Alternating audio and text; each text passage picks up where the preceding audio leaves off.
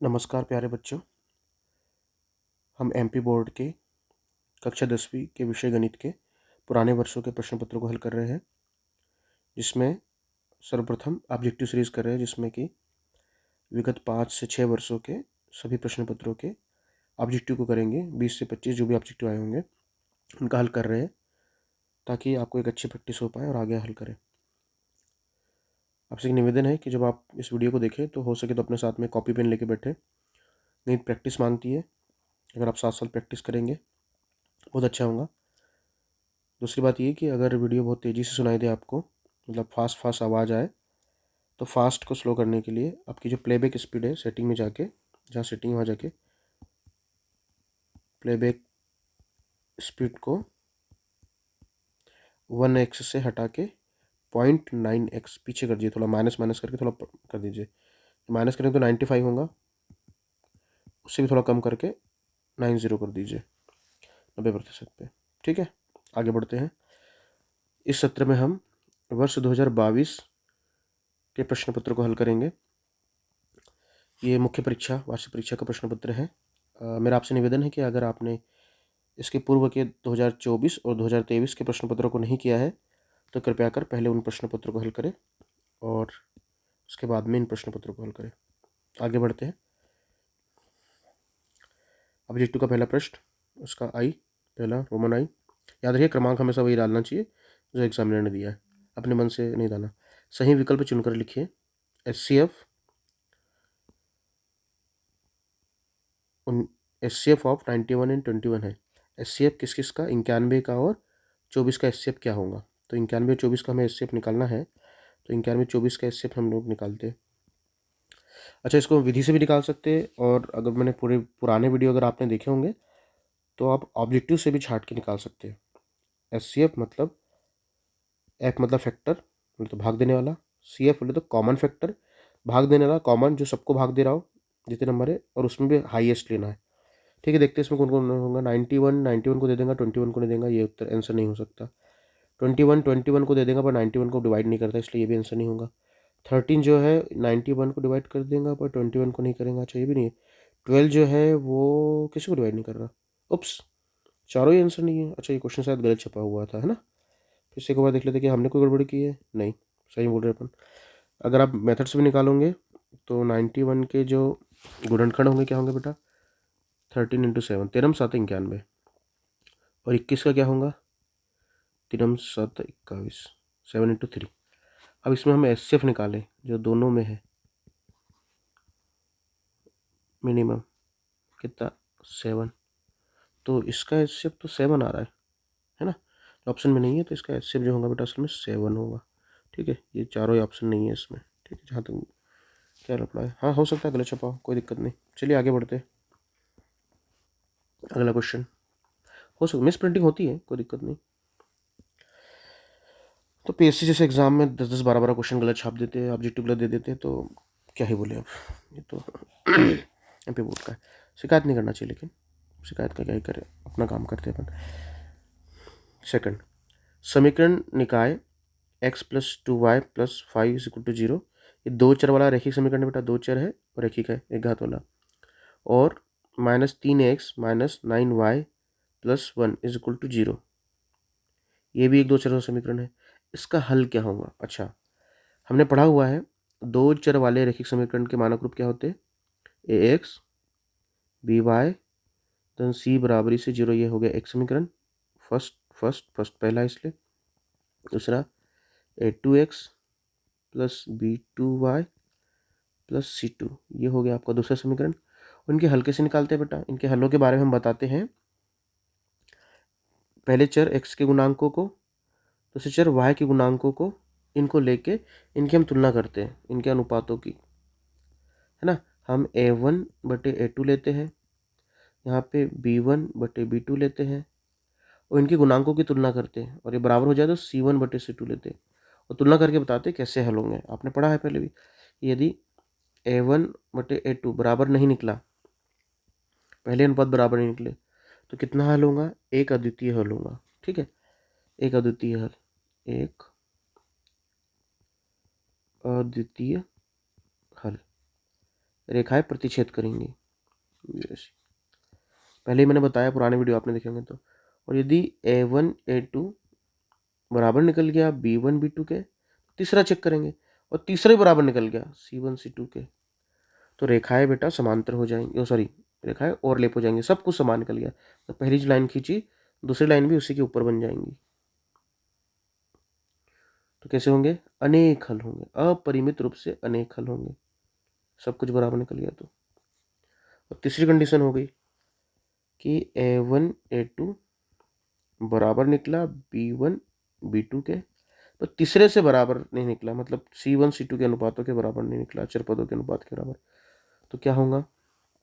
तो बेटा कोई हल नहीं होगा, कोई हल नहीं, क्योंकि जो रेखाएं हैं वो समांतर निकल जाएंगी, कहीं टच ही नहीं करेंगे आपस में। ठीक है, ये पहले बताया हुआ है आपको। अब यहाँ देखते हैं हम समीकरण निकाय में। ठीक है, पहला समीकरण है x + 2y + 5। पिछले जो आपने प्रश्न पत्र किए थे उसमें ये पूछ रहा था, ये सारा है ना। और यहाँ पे क्या हो रहा है? यहाँ पे आपको समीकरण दिए हैं, उसमें निकाल के तुलना करके देखना है। ठीक है, और दूसरा समीकरण है -3x - 6y + 1 = 0।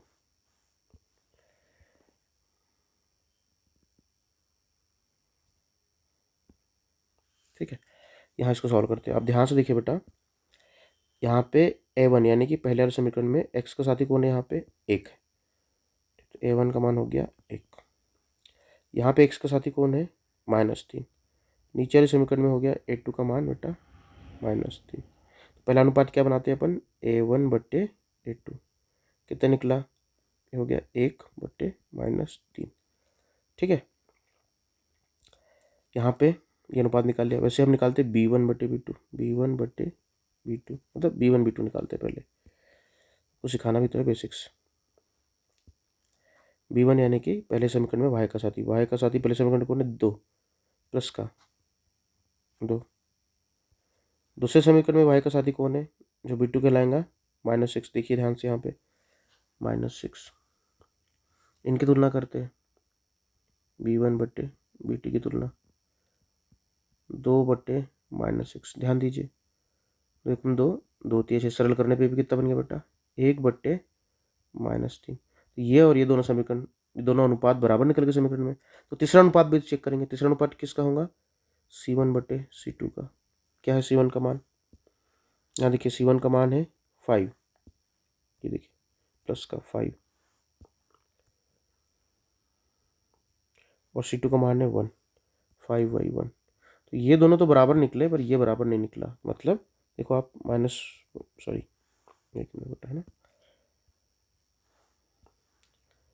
1/-3 निकला पहला अनुपात, फिर भी निकला 1/-3 सेकंड अनुपात भी, तीसरा निकला 5/1। ये दोनों तो बराबर है शुरुआत के दोनों अनुपात, पर C वाला तीसरा अनुपात बराबर नहीं निकला, अलग निकल गया। मतलब कि A1/A2 बराबर निकला B1/B2 के, पर ये बराबर नहीं निकला C1/C2 के। इसका मतलब क्या हो गया कि रेखाएं कैसी होंगी बेटा? बताओ कौन सी कंडीशन निकलेंगी? रेखाएं होंगी समांतर। मतलब क्या होगा? कोई हल नहीं, कोई हल नहीं होगा। आंसर होगा बी, कोई हल नहीं। ठीक है, अगर सारे अनुपात बराबर निकल आते तो रेखाएं समपाती हो जाती, अनेक हल हो जाते, है ना। अब इसको फिर से समझ लीजिए एक और बार। मैं जो कहना चाह रहा था वो इस तरह आपको हल नहीं करना, आपने थोड़ा फास्ट होना चाहिए। ऑब्जेक्टिव प्रश्न है, पर तब भी इसको इस तरह बताया गया ताकि जैसे अगर आपकी पुरानी प्रैक्टिस नहीं होगी तो आपसे बन जाए। ठीक है, देखिए ध्यान से क्या करना चाहिए आपने समीकरण में से डायरेक्ट मान निकाल लेना चाहिए। ऑब्जेक्टिव प्रश्नों के लिए क्या इतना सारा लिखना? क्या था समीकरण? x + 2y + 5 = 0। पहला समीकरण। दूसरा है -3x - 6y + 1 से 0। तो आपने यही अनुपात रख के देख लेना चाहिए ऑब्जेक्टिव के लिए कि यहाँ पे क्या है 1/-3, तो ऐसे लिख ले 1/-3, यहाँ कुछ नहीं, मतलब 1 x के साथ ही। ये कितना हो गया? 2/-6, 2/-6 कितना हो गया सरल होके? 2 एकम 2, 2 तिया 6, दोनों बराबर निकल के बेटा -1/3, सॉरी 1/-3, 1/-3, हाँ मतलब भिन्न ही माइनस। आगे चेक करते हैं तो ये हो गया 5/1, ये वाला अनुपात, ये अनुपात, ये अनुपात और ये अनुपात, ऐसे चेक कर लेना चाहिए। तो ये अनुपात बराबर नहीं निकला, शुरू के दो बराबर, बाद की वाला बराबर नहीं। क्या होता है इसमें, रेखाएं निकल जाती है समांतर, एक दूसरे को कहीं नहीं काट रहे, मतलब क्या होगा, कोई हल नहीं। तेजी से करना चाहिए, ठीक है। आगे चलते हैं।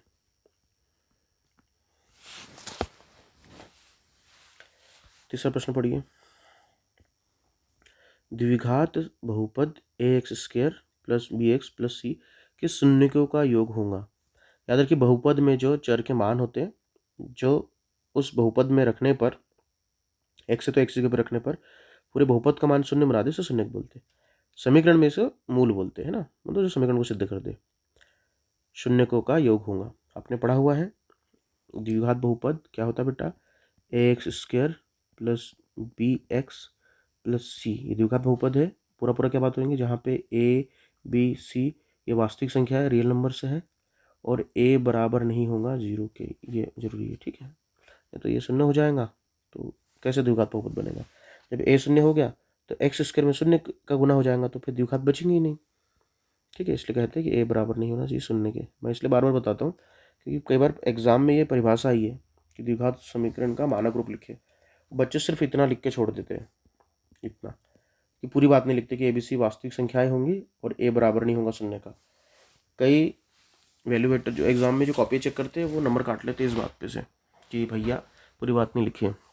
चलिए अब यहाँ पे मूल, सॉरी शून्यक, इसके दो शून्यक होते हैं बेटा। क्यों दो शून्यक होंगे, क्योंकि इसकी घात 2 है, x की घात 2 है, मतलब इसके दो शून्यक होंगे, मतलब x के दो मान होंगे, x का एक मान होगा और एक और x का एक और मान होगा, और यही दोनों मान को बोलेंगे शून्यक। एक शून्य को बोलते हैं अल्फा, एक को बोलते हैं बीटा, है ना। अब मुझे बताएंगे कि ये ग्रीक भाषा के शब्द है कि यूनानी भाषा के शब्द है, मतलब कुछ भाषा के अक्षर है अल्फा बीटा, ठीक है। एग्जाम में आया हुआ कि अल्फा बीटा जो शून्यक है किस भाषा का है, कई बार एग्जाम में आया है पुराने एग्जामों में, ठीक है। अब एग्जामिनर की मर्जी है, पूछ ले वो।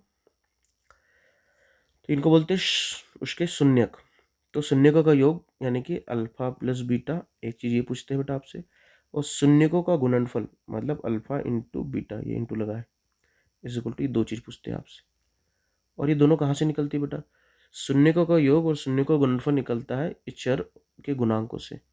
यहाँ पे जो है ये x² का गुणांक है, ये जो है x की सिंगल घात बोले तो x का गुणांक है b, और जो खाली पीली रखा हुआ ये है अचर पद आपका c, जो बिना किसी x की घात के है, हालांकि वहाँ x है शून्य घात के रूप में कहने को देखा जाए तो शून्यकों का योग और शून्यकों का गुणनफल कैसे लिखते हैं बेटा, याद होना चाहिए आपको। शून्यकों का योग होता है -b/a और शून्य का गुणनफल होता है c/a, ठीक है। इस c की में बट्टी में a डालेंगे तो गुणनफल बन जाएगा, b के बट्टे में a डालेंगे माइनस के साथ तो क्या बन जाएगा, योग बन जाएगा। यहाँ शून्य को योग बोला है तो क्या होगा, क्या b/a होगा, कई बच्चे लगा देते हैं, ये नहीं होगा, आंसर क्या होगा -b/a, -b/a, ठीक है।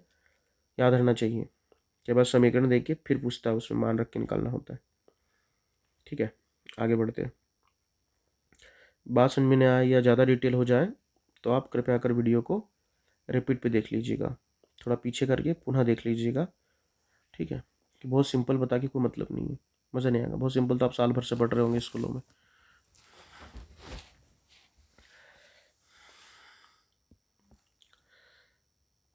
द्विघात समीकरण, अगला प्रश्न पढ़िए। द्विघात समीकरण x² - 4x + 4 = 0 के विविक्त कर का मान बताइए। विविक्त कर, ठीक है। द्विघात समीकरण ax² + bx + c बराबर इसे 0, ये हो गया समीकरण। इसमें वही बेटा कहानी की ABC क्या होंगे, वास्तविक संख्याएं होंगी, और a बराबर नहीं होगा 0 के। इसका जो विविक्त कर होता है उससे d से दर्शाते, कैपिटल D स्मॉल d लिखना आपको, ठीक है। उसे कैपिटल A लिखते हैं मैक्सिमम। और इस विविक्त कर का क्या काम है, ये विविक्त कर में विविक्त कर के द्वारा जांच की जाती है कि इस द्विघात समीकरण के जो मूल निकलेंगे वो कैसे होंगे कि नहीं होंगे, होंगे तो वास्तविक होंगे तो कैसे होंगे, समान होंगे या भिन्न भिन्न होंगे। उसको उसकी जांच करना है। और विविक्त कर का मान किससे निकाला जाता है? जो विविक्त कर का मान है बेटा, वो इसी द्विघात समीकरण में जो ए बी और सी के मान होते हैं इनके द्वारा निकाला जाता है। क्या होता है विविक्त कर का फॉर्मूला? आपने पढ़ा इसके पहले भी, B square minus 4ac। B square minus 4ac क्या होता है? विविक्त कर। तो इस समीकरण को ले लेते हैं। क्या है समीकरण बेटा? देखिए ध्यान से, x square minus 4x plus 4 is equal to 0। और तुलना करें अपन इसकी मूल रूप से, a x square plus b x plus c बराबर से 0। तुलना से पहले याद रखना इधर इक्वल टू के बाद 0 होना चाहिए यहाँ पे, तब इधर संख्याएं समझ में आएंगी। तो ए का मान क्या होगा बेटा? आप खुद सोचो यहाँ पे। ए का मान या कुछ कितना है? 1। बी का मान कितना होगा यहाँ पे? एक्स के साथ ही 4 नहीं, क्या होगा? -4। ठीक है। और सी का मान क्या हो जाएगा यहाँ पे? 4। और हम ए बी सी के मान मिल गए, तो विविक्त कर का मान निकाल लेते हैं। विविक्त कर होता है बी स्क्वायर माइनस 4ac। ये हो गया विविक्त कर। निकाले बेटा विविक्त कर। बी की वैल्यू कितनी है? -4। यहाँ मान रख दिया बी की जगह, -4 का वर्ग माइनस 4 टू ए की वैल्यू 1 इंटू सी की वैल्यू 4। -4 का वर्ग कितना जाएगा? 4 चौक 16 माइनस ये भी कितना जाएगा? 16। उप्स, 16 माइनस 16 कितना जाएगा बेटा? 0। जब विविक्त कर का मान शून्य प्राप्त होता है तब क्या होता है? कंडीशन है बेटा 3 प्रकार की। डी माने कि विविक्त कर के 3 मान हो सकते हैं, 3 तरह से हो सकता है। या तो इसका मान शून्य के बराबर प्राप्त हो, या शून्य से बड़ा प्राप्त हो, या शून्य से छोटा प्राप्त हो। छोटा प्राप्त हो का मतलब हो गया ऋणात्मक। क्या लिख रहा हूँ अभी? छोटा प्राप्त होने का मतलब कैसे होगा बेटा? ऋणात्मक मान निकलेगा। शून्य से छोटा ऋणात्मक होगा।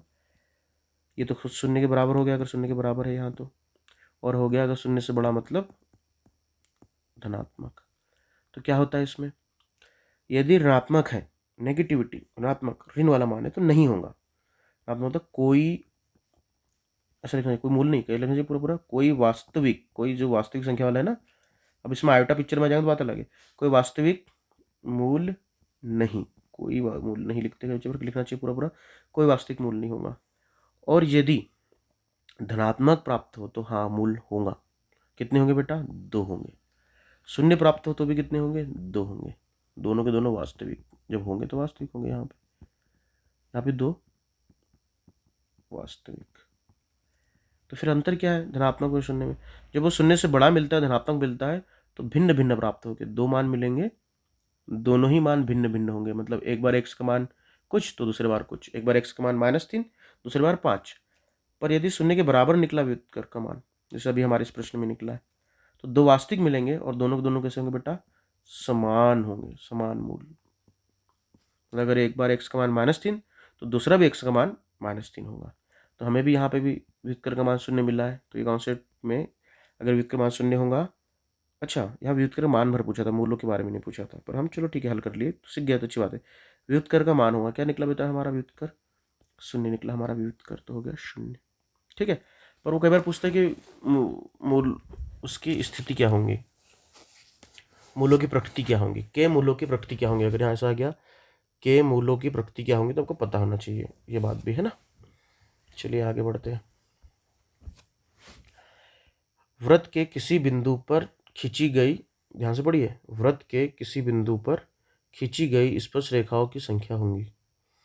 किसी बिंदु पर, किसी बिंदु मतलब किसी एक बिंदु के बारे में बात करें, जब तक उसकी संख्या नहीं बताएंगे उसको अपन एक ही मानते हैं। इंग्लिश में देखोगे आप तो पता चला वहाँ लिखा होगा कि अ पॉइंट, ऐसे लिखा होगा। किसी बिंदु पर मतलब किसी एक बिंदु पर। तो बेटा आपको पता है जो रेखा वृत्त को एक बिंदु पे प्रतिच्छेद करती है या स्पर्श करती है, वो रेखा क्या कहलाती है? वो कहलाती है स्पर्श रेखा। इस रेखा ने इस वृत्त को एक बिंदु पे यहाँ पे सब प्रतिच्छेद कर दिया। तो इस जिस बिंदु पे प्रतिच्छेद किया इसको बोलेंगे स्पर्श बिंदु पर टच किया। एक बिंदु पे प्रतिच्छेद करने का मतलब टच ही कर रही है एक बिंदु पे। ठीक है, तो इसको बोलते हैं स्पर्श रेखा, स्पर्श रेखा ये जो है। और जो नीला वाला बिंदु है जो मैंने यहाँ बनाया इसको बोलेंगे बेटा स्पर्श बिंदु। स्पर्श बिंदु, और एक बिंदु पे एक ही स्पर्श रेखा खींची जा सकती है ना, एक ही टच करके जाएंगे वहाँ पे। अगर दूसरी आप उसी बिंदु पे अगर खींचने की कोशिश करोगे ना इसी तरह से, तो दो जगह काट के निकल जाएंगे, तो साइड में काट देंगे कहीं पर। जैसे यहाँ पे एक रेखा जा रही, आप वो ऐसी जा रही है, अगर उसको आप हल्का से भी झुकाओगे तो इधर टच करेंगे, दूसरे बिंदु पर टच होंगे तो अंदर घुस जाएंगे। इसलिए वृत्त के किसी बिंदु, मतलब एक बिंदु पर कितनी स्पर्श रेखा खींची जा सकती है बेटा? एक बिंदु पर एक ही स्पर्श रेखा खींची जा सकती है। और पूरे वृत्त पे कितनी खींची जा सकती है बेटा? इस वृत्त पे ना, इस वृत्त पे अगर ये वृत्त बना हुआ है तो हर एक बिंदु पे एक स्पर्श रेखा खींची जा सकती है। तो इस तरह कितनी स्पर्श रेखा खींची जा सकती? हर एक बिंदु पे एक एक स्पर्श रेखा। ऐसे कितने बिंदु है इस वृत्त की परिधि में? 100, 150, 200, 400, 500, कितने गिन पाओगे आप? जितना बारीक बिंदु लेंगे उतने ज़्यादा बिंदु लेंगे। तो इस वृत्त की परिधि पे अनंत बिंदु है, तो अनंत स्पर्श रेखा खींची जा सकती। तो एक वृत्त पर कितनी स्पर्श रेखा खींची जा सकती? तो अनंत खींची जा सकती, ये पता होना चाहिए आपको। पर एक बिंदु पे कितनी खींची जा सकती? एक बिंदु पर एक ही स्पर्श रेखा खींची जा सकती। ठीक है, याद रहना चाहिए। एक बिंदु पे एक स्पर्श रेखा, वृत्त के ऊपर कितनी? अनंत। वृत्त की परिधि जो ये वाला भाग है इस पे कितनी? अनंत स्पर्श रेखा, क्योंकि अनंत बिंदु है। यहाँ पर उत्तर हो गया हमारा एक, एक बिंदु पे एक स्पर्श रेखा। ठीक है, चलिए आगे बढ़ते हैं।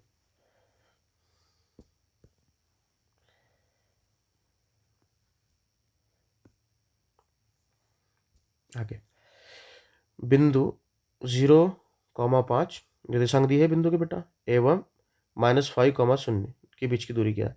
जो लिखा हुआ है, कई बच्चे अभी भी कंफ्यूज रहते हैं। तो जब ऐसा लिखा होता है ये 0,5, इसका मतलब ये निर्देशांक है। ये एक्स निर्देशांक है, ये वाई निर्देशांक है, ये भुज है और ये कोटि है। ठीक है, इतना तो मुझे लगता है आपको पता होगा।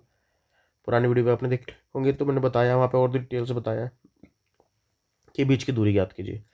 अब मैं इस बार मैं दूरी सूत्र नहीं लिखूंगा, पहले दूरी सूत्र बाद में लिखेंगे। अब हम डायरेक्ट ऑब्जेक्टिव की तरफ बिंदु निकालेंगे, बिंदु के बीच की दूरी निकालेंगे। तो पहला बिंदु 0,5, दूसरा बिंदु क्या है? -5, 0। ये क्वेश्चन मैंने आज ही रिविजन कराते वक्त बच्चों को कराया है क्लास में, स्कूल में। 0,5 -5, 0, ये दो बिंदुओं के बीच की दूरी निकालना है। कैसे निकालते बेटा दूरी?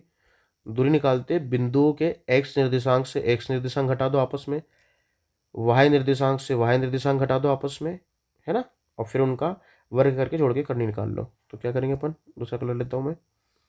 करनी में इसमें से इसको घटाओ या इसमें से इसको घटाओ, बात एक ही है वर्ग होने के बाद। 0 -5, ठीक है, मैं यहाँ ये ब्रैकेट यूज़ कर रहा हूँ, का वर्ग प्लस वाई निर्देशांक, इसमें से इसको घटा दिया एक्स को, अब वाई में से घटाते वाई को। 5 - 0 का स्क्वायर। देखिए, माइनस इंटू माइनस, माइनस गुना माइनस प्लस, शून्य माइनस माइनस प्लस हो जाएगा, तो 0 + 5 बनेगा। मतलब कितना है बेटा? 5। 5 का वर्ग धन 5 में से 0 गया, 5 का वर्ग। मैं भूल जाता हूँ कई बार कि अपन ग्रामीण अंचलों के विद्यार्थियों को, हिंदी मीडियम वाले विद्यार्थियों को पढ़ाने की कोशिश कर रहे हैं। अब इतने सालों के दौरान ना बेटा मिक्सअप हो जाता है, हिंदी इंग्लिश खुद को ही नहीं पता होता कि हम क्या बोल रहे हैं, क्या पढ़ रहे हैं। ठीक है, वो आदत हो जाती है मैथ में तो ऐसी। चलिए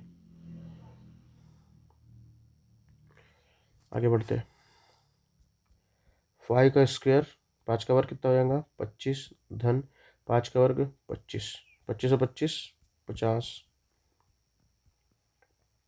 50 का गुणनखंड कर देते हैं। क्या हो गया? 50 का गुणनखंड। कई बच्चे नहीं कर पाते तो ऐसा करते हो 5 × 10 बोले, फिर बाद में 10 के गुणनखंड करते हैं। पर आपको डायरेक्ट करना आना चाहिए गुणनखंड करके। कैसे? 5 × 5 5 25 और 25 दूनी 50। इतनी बड़ी क्लास में आ चुकी तो बिल्कुल होना ही चाहिए।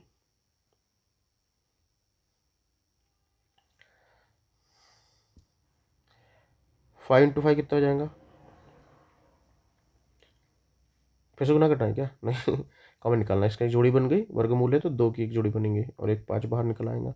करनी बचेगा, करनी 2, तो 5 करनी 2। ठीक है, आप चाहो तो करनी 2 का मान भी रख सकते। अभी हमने एक प्रश्न पढ़ा था जिसमें इसका मान भी रखा गया था, है ना।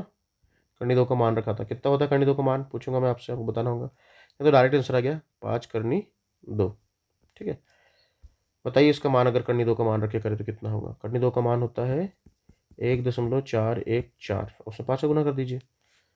1.414 गुना 5, 14×5 = 70, 14×5 = 70, जैसा सोचना आपको, 7.07, ठीक है। और ये आया था 2024 के प्रश्न पत्र में। तो आंसर हो गया 5×2। कन्फ्यूज करने देखो, देखा 2×5 भी लिखा है बच्चों को कि आए रफ में करे तो कुछ और आया, यहाँ कुछ और लगा दे, पर नहीं है, हमेशा संभाल के करना चाहिए सारी चीज़। एक मैथ का अच्छा बच्चा अलर्ट रहता है, थोड़ा समझदार रहता है, इसलिए तो बाकी जगह ज़्यादा सक्सेस पाते हैं मैथ के जो स्टूडेंट, और मैथ में जो अच्छे रहते हैं बाकी जगह ज़्यादा अच्छा कर पाते हैं, क्योंकि वो अलर्ट रहते हैं, वो उनका थोड़ा अवेयरनेस, आजू बाजू का जो प्रेजेंस ऑफ माइंड होता है बहुत तगड़ा होता है, ठीक है। अब इसका मतलब ये नहीं कि बाकी का नहीं होता, होता है, पर मुझे लगता है मैथ वाले थोड़ा ज़्यादा प्रॉब्लम सॉल्विंग और एनालिटिकल और क्रिटिकल थिंकिंग में बहुत आगे होते हैं, ऐसा मुझे लगता है।